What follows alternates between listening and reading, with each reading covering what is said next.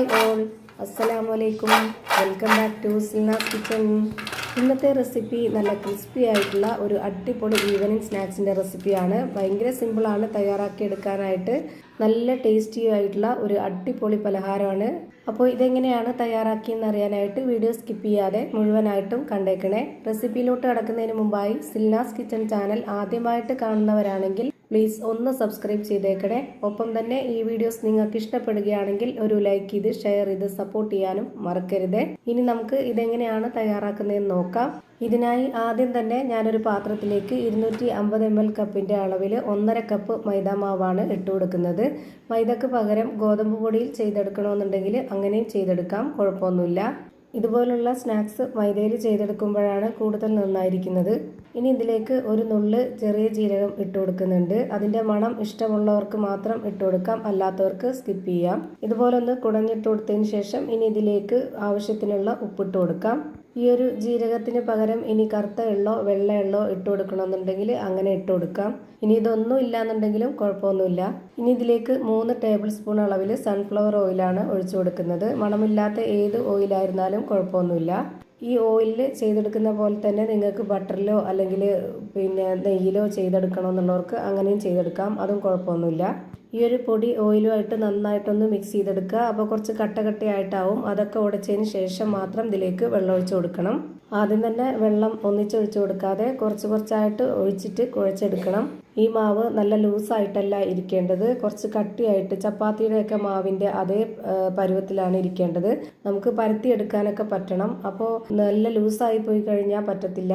അതുകൊണ്ട് ഒരു മീഡിയം പരുവമുണ്ട്, ആ ഒരു പരുവത്തിലാണ് നമ്മൾ ഇതിനെ റെഡിയാക്കി എടുക്കുന്നത്. ഒന്നിച്ച് വെള്ളം ഒഴിച്ചു കൊടുത്താൽ നമുക്ക് ആ ഒരു രീതിയിൽ കുഴച്ചെടുക്കാൻ പറ്റില്ല. മൈദ ആയതുകൊണ്ട് കുറച്ചായിട്ട് വെള്ളം ഒഴിച്ചിട്ട് കുഴച്ചിട്ടെടുക്കുന്നതാണ് നല്ലത്.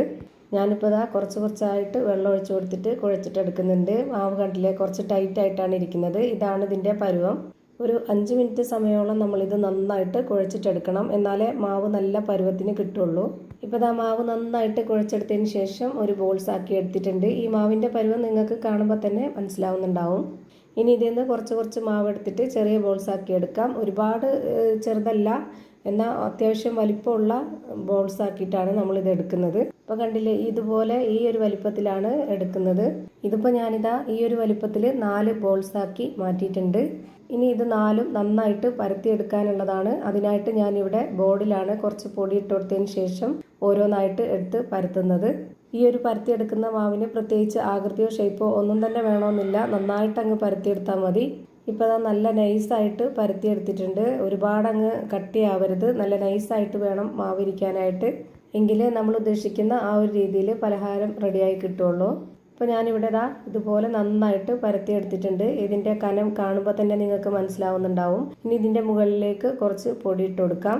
പൊടി ഇട്ട് കൊടുത്തതിന് ശേഷം കൈകൊണ്ട് ഇതുപോലെ നന്നായിട്ടൊന്ന് സ്പ്രെഡ് ആക്കി കൊടുക്കുക. എന്നതിന് ശേഷം മാവൊന്ന് തിരിച്ചിട്ട് കൊടുക്കണം. എന്നിട്ട് ആ ഭാഗത്തു കൂടി പൊടി ഇട്ട് കൊടുത്തതിന് ശേഷം അവിടെയും ഒന്ന് സ്പ്രെഡ് ആക്കി കൊടുക്കുക. ഇതുപോലെ 2 സൈഡും പൊടിയിട്ട് തട്ടിയതിന് ശേഷം പിന്നെ നമുക്കിതൊന്ന് റോൾ ചെയ്തെടുക്കണം. ഇങ്ങനെ ചെയ്യുന്നത് നമുക്ക് ഈ മാവ് ഇതുപോലെ റോൾ ചെയ്തെടുത്തതിന് ശേഷം കട്ട് ചെയ്തെടുക്കാനുള്ളതാണ്. പൊടി തട്ടി ഇങ്ങനെ റോൾ ചെയ്തതിന് ശേഷം നമ്മൾ കട്ട് ചെയ്തെടുക്കുമ്പോഴത്തേക്ക് ഒരു ചെറിയ ലെയറായിട്ട് കിട്ടും. അങ്ങനെ നമ്മൾ ഇത് തയ്യാറാക്കി കഴിഞ്ഞാൽ കാണാൻ നല്ല ഭംഗിയും കഴിക്കാൻ നല്ല ടേസ്റ്റും ആയിരിക്കും. ഇങ്ങനെ ഒന്ന് റോൾ ചെയ്തെടുത്ത ശേഷം ഇതുപോലെ കൈകൊണ്ടൊന്ന് പ്രസ് ചെയ്ത് കൊടുക്കുന്നുണ്ട്. എന്നിട്ട് നമുക്ക് കത്രിക വെച്ചിട്ട് കട്ട് ചെയ്തെടുക്കാം. അപ്പോൾ ഈ ഒരു പലഹാരം തയ്യാറാക്കി എടുക്കുമ്പോൾ കാണാൻ നല്ല ഭംഗിയും കഴിക്കാൻ നല്ല ടേസ്റ്റും ആയിരിക്കും. ഇതേപോലെ തന്നെ വീണ്ടും ഒരു മാവ് എടുക്കുക, ഇതുപോലെ പരത്തി കൊടുക്കുക. പരത്തി കൊടുത്തതിന് ശേഷം അതിൻ്റെ 2 സൈഡിലും കുറച്ചായിട്ട് പൊടി ഇട്ട് കൊടുത്തതിന് ശേഷം കൈ വെച്ചിട്ടൊന്ന് എല്ലാ ഭാഗത്തും സ്പ്രെഡാക്കി കൊടുക്കുക. എന്നിട്ട് അതിനെ റോൾ ചെയ്തെടുക്കുക. ഇതേപോലെ തന്നെ നമ്മൾ 4 എണ്ണം ചെയ്തെടുക്കുന്നുണ്ട്. അധികം ബുദ്ധിമുട്ടൊന്നുമില്ല, പെട്ടെന്ന് തന്നെ ചെയ്തെടുക്കാവുന്നതാണ്. ഞാനിപ്പോൾ ഇതും കൂടെ കട്ട് ചെയ്തെടുക്കുകയാണ്. ഇതേപോലെ തന്നെ ഞാനിപ്പോൾ ഇവിടെ 4 എണ്ണം കട്ട് ചെയ്ത് ഒരു പാത്രത്തിലേക്ക് മാറ്റിയിട്ടുണ്ട്. ഇനി ഇതെല്ലാം നമുക്ക് ഫ്രൈ ചെയ്തെടുക്കാം. അതിനായി സ്റ്റവിലേക്ക് ഒരു കടായി വെച്ച് കൊടുത്ത് ഫ്ലെയിം ഓൺ ആക്കി കൊടുത്തതിന് ശേഷം ഓയിൽ ഒഴിച്ചു കൊടുത്തിട്ടുണ്ട്. ഓയിൽ നന്നായിട്ട് ചൂടായിട്ട് വരുമ്പോൾ ഇതുപോലെ ഓരോന്നായിട്ട് ഇട്ട് കൊടുക്കുക. ഈ ഒരു കടായിൽ കൊള്ളുന്നതിനനുസരിച്ച് ഇട്ട് കൊടുത്തതിന് ശേഷം നമ്മൾ ഇതുപോലെ ഒന്ന് ഇളക്കി കൊടുക്കണം. കൈവിടാതെ ഇളക്കി കൊടുക്കേണ്ട ആവശ്യമൊന്നുമില്ല, ഇടയ്ക്കിടയ്ക്ക് ഇതുപോലെ ഒന്ന് ഇളക്കി കൊടുത്താൽ മതി. ഇതിൻ്റെ ഫ്ലെയിം നന്നായിട്ട് ലോ ഫ്ലെയിമിലാക്കിയിട്ടും വേവിച്ചെടുക്കരുത്, അതുപോലെ തന്നെ ഹൈ ഫ്ലെയിമിലാക്കിയിട്ടും വേവിച്ചെടുക്കരുത്. അപ്പോൾ ഇതിൻ്റെ പരുവം തെറ്റിപ്പോവും. ഇത് കറക്റ്റായിട്ട് ഇതിൻ്റെ അകമൊക്കെ നന്നായിട്ട് വെന്ത് കിട്ടണമെന്നുണ്ടെങ്കിൽ നമ്മൾ മീഡിയം ഫ്ലെയിമിൽ തന്നെ ഇട്ട് കൊടുത്ത് വേവിച്ചെടുക്കണം. എങ്കിലേ എല്ലാം ഒരുപോലെ നന്നായിട്ട് ഫ്രൈ ആയിട്ട് കിട്ടുള്ളൂ. ഞാനിപ്പോൾ ഇതിലേക്ക് കട്ട് ചെയ്തെടുത്തിട്ടുള്ള കുറച്ച് കറിവേപ്പിലയും കൂടെ ഇട്ട് കൊടുത്തിട്ടുണ്ട്. ആ ഒരു കറിവേപ്പിലയുടെ മണവും കൂടെ കിട്ടാൻ വേണ്ടിയിട്ടാണ്. ഇപ്പോൾ ഇതെല്ലാം രണ്ട് സൈഡും ഒരുപോലെ വെന്ത് കിട്ടിയിട്ടുണ്ട്. ഇനി നമുക്കിത് എണ്ണയിൽ നിന്ന് കോരി മാറ്റാം. ഒരുപാട് എണ്ണ കുടിക്കുമെന്ന് ഓർത്ത് പേടിക്കേണ്ട ആവശ്യമില്ല. ഒട്ടും എണ്ണ കുടിക്കത്തില്ല. നമ്മൾ ഒഴിച്ചു കൊടുത്തിട്ടുള്ള അതേ എണ്ണ തന്നെ ഉണ്ട്. ക്രിസ്പി ആയിട്ടുള്ള ഒരു അടിപൊളി പലഹാരമാണ്. എന്തായാലും എല്ലാവർക്കും ഇഷ്ടാവും. ഞാനിപ്പോൾ ഇവിടെ എല്ലാം ഫ്രൈ ചെയ്ത് മാറ്റിയിട്ടുണ്ട്.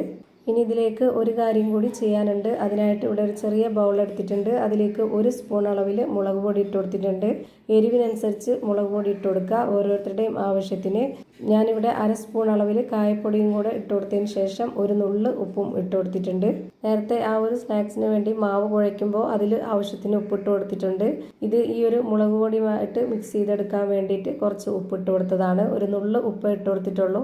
ആവശ്യമുണ്ടെങ്കിൽ ഇട്ട് കൊടുത്താൽ മതി. ഇനി ഈ ഫ്രൈ ചെയ്ത് വെച്ചതിലേക്ക് ഈ ഒരു മിക്സ് ചെയ്ത പൊടിയും കൂടെ ഇട്ട് കൊടുക്കാം. എങ്കിലേ അതിൻ്റെ ആ ഒരു രുചി കറക്റ്റായിട്ട് കിട്ടുള്ളൂ. ഓരോരുത്തരുടെ ആവശ്യത്തിനനുസരിച്ച് മുളക് പൊടി ഇട്ട് കൊടുക്കുക. ഒരുപാട് ഇട്ട് കൊടുക്കരുത്. കുട്ടികളൊക്കെ ഉണ്ടെന്നുണ്ടെങ്കിൽ വളരെ കുറച്ച് ഇട്ട് കൊടുത്താൽ മതി. ഇനി ഇതിൻ്റെ അകം എങ്ങനെയാണ് ഇരിക്കുന്നതെന്ന് അറിയാനായിട്ട് ഞാനിതൊന്ന് പൊട്ടിച്ച് കാണിച്ചു തരാം. ഇത്രയേ ഉള്ളൂ ഇന്നത്തെ വീഡിയോ. വീഡിയോ ഇഷ്ടമായാൽ ലൈക്ക് ചെയ്യാനും കമൻറ്റ് ചെയ്യാനും ഷെയർ ചെയ്യാനും മറക്കരുത്. അതുപോലെ തന്നെ ഞാനിടുന്ന പുതിയ പുതിയ വീഡിയോസ് നോട്ടിഫിക്കേഷനായിട്ട് കിട്ടുന്നതിന് വേണ്ടി സബ്സ്ക്രൈബ് ചെയ്ത് ബെല്ലൈക്കൺ അമർത്തി അതിൽ ഓൾ എന്ന ഓപ്ഷൻ എനേബിൾ ചെയ്ത് കൊടുക്കാനും മറക്കരുത്. പുതിയൊരു വീഡിയോയുമായി വീണ്ടും വരും. Thank you for watching.